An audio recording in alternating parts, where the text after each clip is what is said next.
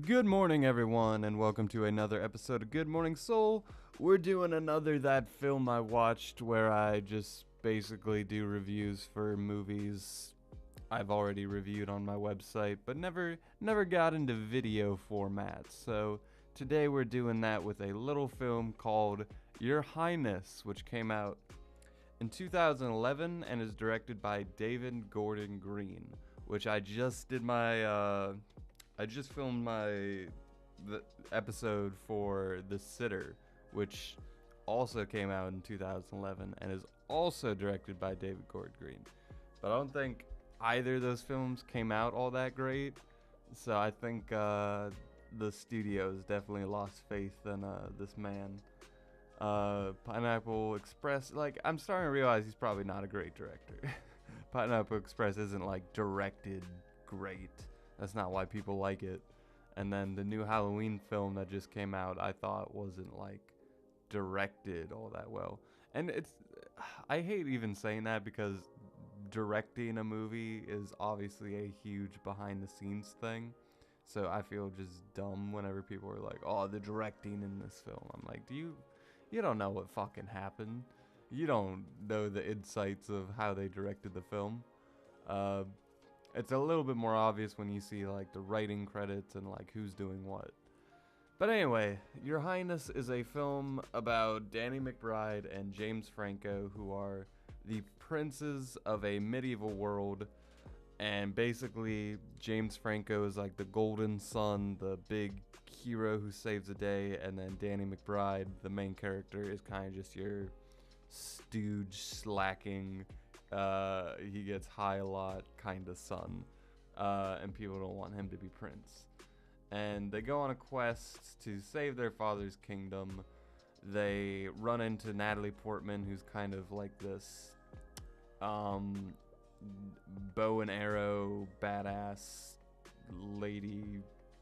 There's a word I'm thinking of. She just kicks a lot of ass and is kind of like the strong female lead. For a film that's, a lot more dumb masculinity. She's a nice addition. But yeah, this film is pretty fucking dumb. My original review, I gave it a 6 out of 10, which I'm as I update my letterbox, I'm not giving it a 6 out of 10 because just rewatching the trailers and clips, I can tell like, oh God, have my taste changed since the 4 or 5, I think 5 years ago when I last rewatched this.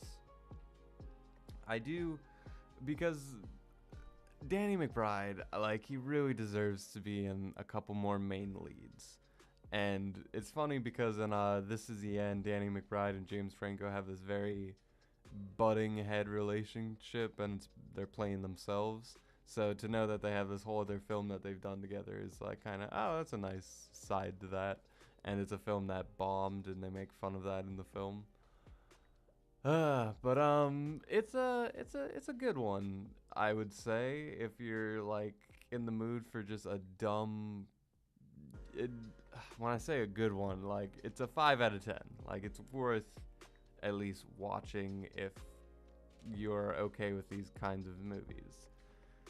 I don't know if I'll ever rewatch it though. Like, there's so many other films I could watch in place of rewatching this. It's weird because they don't make films like this as much. Like, they don't make as many comedies in general, and if they do, it's not like a lot of these films kind of get moved to like Netflix or stuff like that, and maybe for good reason. Like, not saying this film had like a budget or anything. I remember there was really bad CGI in this film. I'm even reading that in my review for my website. Like, that's the thing with comedies. They don't have money for CGI, so whenever they introduce it, it's usually really bad. That, or it's like that's not where the priority is. It's like, it'll look the way it looks. We'll be okay. Which is a bad attitude to have when filming anything. But I remember there was some good jokes. There was one line that I'm reading on the Letterboxd reviews, or someone said, well, they quoted the movie, and he was like, how are you going to make me love you? And he said, if your vagina is anything like my hand, there will be no problem.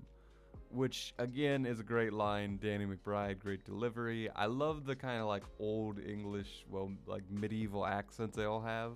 Like Natalie Portman slipped into it really easily, and then everyone else just sounds like a fucking douchebag with their stupid ass accents that just come in and out of the film. It sounds like they're just, Danny McBride especially is just not even trying at some points to have this accent.